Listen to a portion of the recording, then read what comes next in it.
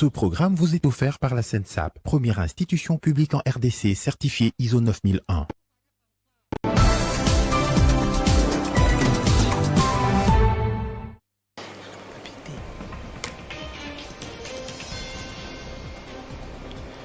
« 12 rebelles tués dans les affrontements entre les FARDC ADF à Haut-Tambert et Mambelenga en Ituri. Les populations locales ont été contraintes de quitter la zone momentanément. C'est le jour J pour le coup d'envoi de la 33e édition de la CAN. Le Cameroun et le Burkina Faso ouvrent le bal ce dimanche au stade Paul Biya d'Olembe. Un match très attendu entre les Lions indomptables, quintuples vainqueurs de la compétition, et les étalons du Burkina Faso qui espèrent inscrire leur nom pour la première fois au palmarès de la compétition. Une fête à laquelle s'associe la Covid-19. Et au sein des Immaculés, les réunions se multiplient pour faire revenir l'unité au sein de supporters. Aïd Ambito, l'un des administrateurs du club, a réuni la commission des supporters pour faire la restitution de l'adresse du doyen Jeunesse Mukamba. Bon dimanche à tous. 6 officiers des FARDC ont été condamnés par la cour militaire de l'Ituri à des peines de 2 à 5 ans et d'autres renvoyés définitivement de l'armée. Ces officiers sont reconnus coupables des faux en écriture, détournement des deniers publics après le gonflement des effectifs des militaires déployés sur les lignes des fronts durant la période de l'état de siège. Il s'agit des infractions de détournement et de faux en écriture et usage de mots. Dans les cas d'espèce, les prévenus Bakono, Katika, Kassongo, Fangu, Kambere et Moussonga. 2 peines allant de 2 ans au renvoi définitif de forces de défense et de sécurité ont été infligées à 6 officiers des FARDC reconnus coupables de faux en écriture, détournement de RCA et deniers publics dans le dossier du gonflement des effectifs des éléments des FARDC, une façon pour la cour militaire de l'Ituri, présidée par le colonel Dienga Kelele, d'asseoir son jugement sur ces dossiers qui a fait couler beaucoup d'encre et de salive. Les condamne à 5 ans de servitude pénale principale pour détournement des deniers publics, à 5 ans pour faux. Les applications de l'article 7, les condamne à la peine la plus forte qui est celle de 5 ans de servitude pénale principale. Prononce sur renvoi des FARDC. Ordonne que le prévenu paye un montant de 250 000 francs congolais de frais d'essence payable dans 14 jours. À défaut de ce paiement, il subira une contrainte par corps de 6 jours. Dit qu'il va restituer les montants de 58 837 343 000 francs congolais détournés par nous. Pour le prévenir Kambere Som, les condamne à 5 ans de servitude pénale principale pour détournement, à 5 ans pour faux et usage de faux. En application de l'article 7, les condamne à la peine la plus forte qui est celle de 5 ans de servitude pénale. Prononce ce renvoi des FARDC. Ordonne qui va restituer la somme de 4 40 000 francs congolais détournés par nous. Qui payera 250 000 francs congolais. Par ailleurs, le major Lunde Joseph a été acquitté et lavé des chefs d'accusation qui pesaient sur lui, faute de preuves. Au cours de la même audience, la cour militaire a procédé à l'examen du dossier du directeur de la prison centrale de Bunia, poursuivi pour évasion de détenus et violation de consignes. Et en Ituri, l'armée déclare avoir tué 12 éléments de la coalition des rebelles ADF et Mai Mai. C'était dans une attaque vendredi à Haut-Tambert et Mambelenga, à une centaine de kilomètres au sud de Bunia, en territoire d'Irumu. Les terroristes ADF et leurs alliés Mai Mai Nyandenga ont tenté à 20 d'attaquer ce vendredi les positions des forces armées à Haut-Tambert et Mambelenga, en chefferie de Wallace Vonkutu, dans les territoires d'Irumu. La suprématie des soldats loyalistes a primé, 12 de ces rebelles ont été neutralisés et 5 armes AK-47 récupérées. Les porte-parole des opérations militaires en Ituri, le lieutenant Gilles Ngongo, appelle le groupe armé de suivre le chemin de DDR-CS pour sauver leur vie. Vous avez compris que à cette période, nous menons les opérations sur tous les fronts contre les ADF et leurs alliés. Actuellement, la situation à Haut-Tambert et à Mambelenga est maîtrisée par les forces armées de la République démocratique du Congo. Donc 12 éléments de cette coalition sont neutralisés de manière légale et légitime par par les forces armées de la République démocratique du Congo. Avec les opérations musclées que mènent les forces armées au front nord et sud contre les groupes armés étrangers et locaux, y ajouter à cette période de l'état de siège sous le commandement du lieutenant-général Luboya Kashamadjoniku, d'ajouter encore la mutualisation de forces entre les forces armées FARDC et le UPDF, nous avons une posture robuste de défense. Les groupes armés n'ont pas d'autre ici de vivre. Ils ont une seule alternative, c'est déposer les armes et se rendre aux armées. Signalons que le 27 décembre 2021, les forces loyalistes ont tué 7 rebelles ADF dans une offensive en territoire de Oumou et 31 miliciens Codeco neutralisés dans un raid aérien de l'armée dans la région minière de Mungwalu en territoire d'Indjougou. Les coopératives de l'artisanat minier de la province du Lualaba ont déposé un mémorandum auprès du gouverneur intérimaire. Ils ont sollicité l'implication personnelle de Fifi Masuka pour plaider auprès de la ministre de Mines qui a interdit la présence des engins lourds et des étrangers dans les sites d'exploitation minière artisanale. Madame le gouverneur intérimaire du Lualaba a réceptionné le mémorandum des coopératives minières qui encadre les exploitants miniers artisanaux communément appelés creuseurs. C'était dans la salle de conférence du gouvernorat. Ces coopératives ont exprimé leurs préoccupations relatives à la note circulaire du ministère des Mines à l'intention des chefs de division et directeurs provinciaux du SAEMAP et des chefs de division des mines. Le document interdit aussi la présence des étrangers et des engins lourds dans les sites d'exploitation minière artisanale. Ils estiment que cette mesure va mettre en difficulté les coopératives dans l'encadrement des creuseurs en ce qui concerne la découverture et par manque de capitaux et de crédits bancaires pour l'achat des produits et les revendre aux entreprises de transformation. Ils ont sollicité l'implication de Fifi Masuka afin de transmettre ce mémo à Madame le ministre national des Mines. Nous, membres des coopératives minières de la province du Lualaba, avons l'obligation de recourir à votre autorité, vous exposer les préoccupations relatives à votre circulaire numéro CAB.mine-ANSK-03237. En réaction, l'autorité provinciale a promis de faire un déplacement à Kinshasa pour soumettre de vive voix le dossier à la patronne des mines en RDC. Pour Masuka, ces opérateurs miniers contribuent énormément à l'économie de la province et donnent de l'emploi à près de 25 000 jeunes. Par conséquent, ils ont droit d'avoir une oreille attentive auprès des décideurs à tous les niveaux. Vous êtes les partenaires de la province et vous avez droit aussi à être écoutés et échanger avec les autorités. La femme numéro 1 du Lualaba admet qu'on les appelle désormais grands travailleurs au lieu de creuseurs.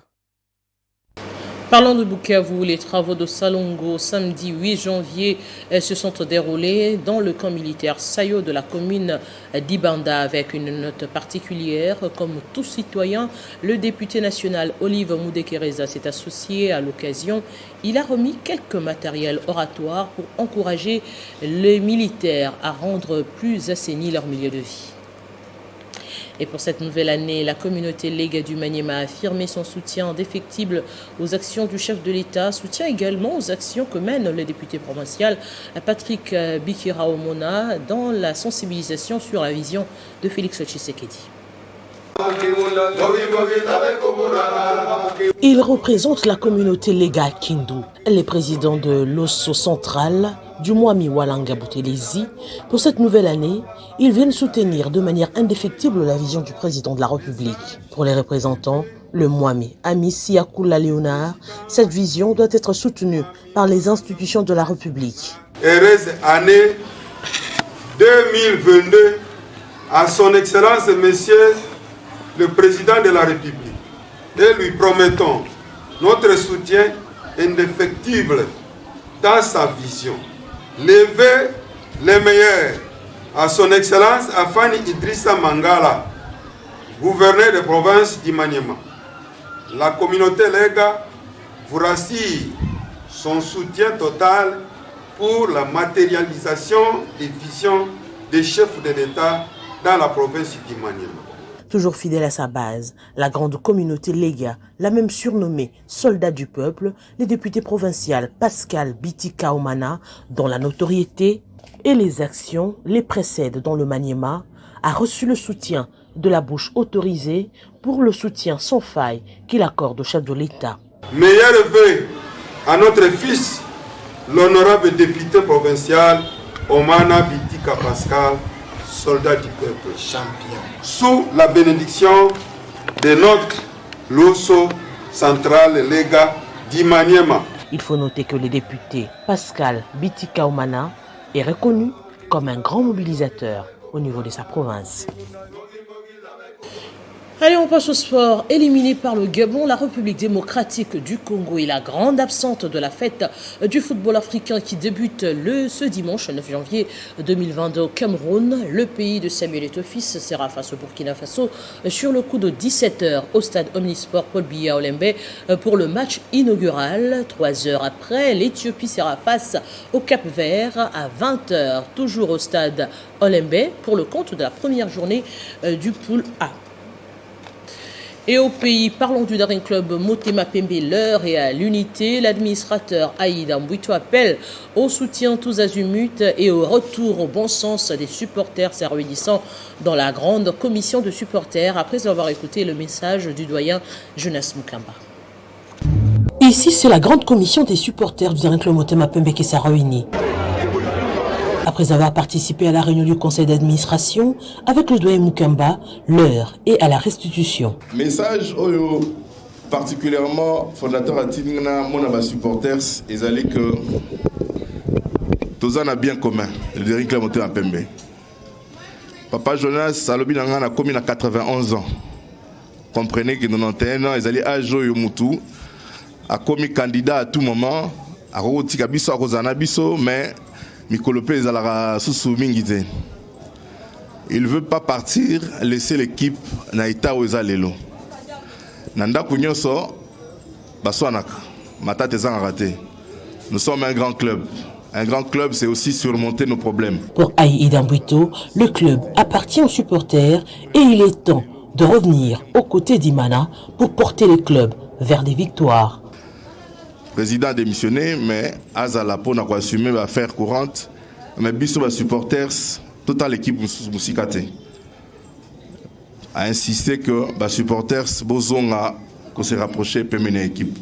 Mais l'équipe appartient aux supporters et l'équipe vit pour les supporters. Donc, message simple, Ezala Kiangoana, il m'a dit ça en quelques mots. Naïb Sabino, il y avait une autre réunion à conseil d'administration. Oyo, tu as quitté les lots, retour il y a président et un comité de direction pour assumer l'affaire courante. Mais le conseil veut que l'affaire courante est dans l'unité du Daring. Il y a une initiative qui rencontre le 30 na Romeo Golf pour que tous les bomoko, les dignitaires, les notables tu à Daring, ou les misika, tous les équipe Nabiso. Le conseil d'administration qui a acté la démission de Didier Chimanga soutient qu'il assume les affaires courantes et fasse régner l'unité et la paix dans ce grand club de la capitale. Et pour les supporters, l'idée salutaire, mais ils espèrent que c'est un appel sincère. On les écoute.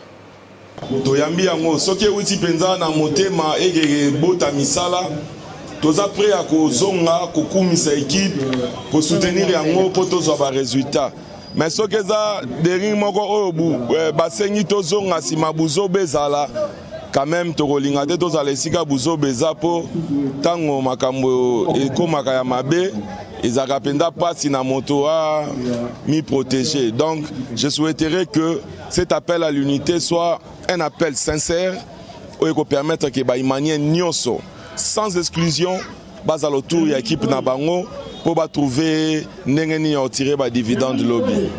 Administrateur a un message pour dire que bas supporters tozonga pembeni équipe parce que tozalaka sous pembeni équipe te.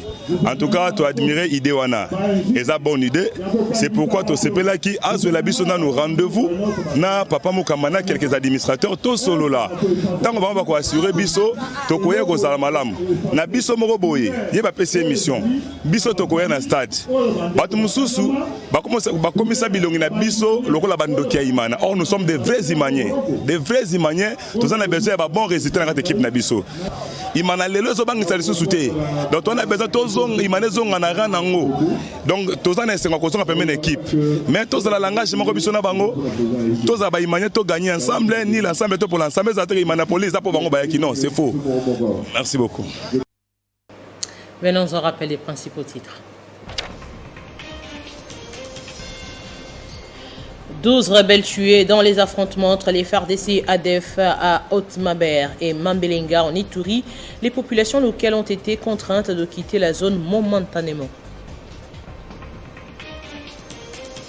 C'est le jour J pour le coup d'envoi de la 33e édition de la Coupe d'Afrique des Nations. Le Cameroun et le Burkina Faso ouvrent le bal ce dimanche au stade Paul Biya d'Olembe. Un match très attendu entre les Lions indomptables, quintuples vainqueurs de la compétition, et les étalons du Burkina Faso qui espèrent inscrire leur nom pour la première fois au palmarès de la compétition. Une fête à laquelle s'associe la Covid-19. Et au sein des Immaculés, les réunions se multiplient pour faire revenir l'unité au sein de supporters. Aïda Mbito, l'un des administrateurs du club, a réuni la grande commission des supporters pour faire la restitution de l'adresse du doyen Jeunesse Mukamba.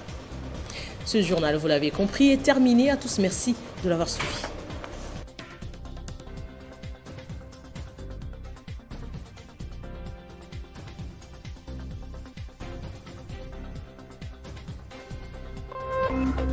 Téléchargez les infos Télé 50 sur www.tele50.cd. Ce programme vous a été offert par la SENSAP, première institution publique en RDC certifiée ISO 9001.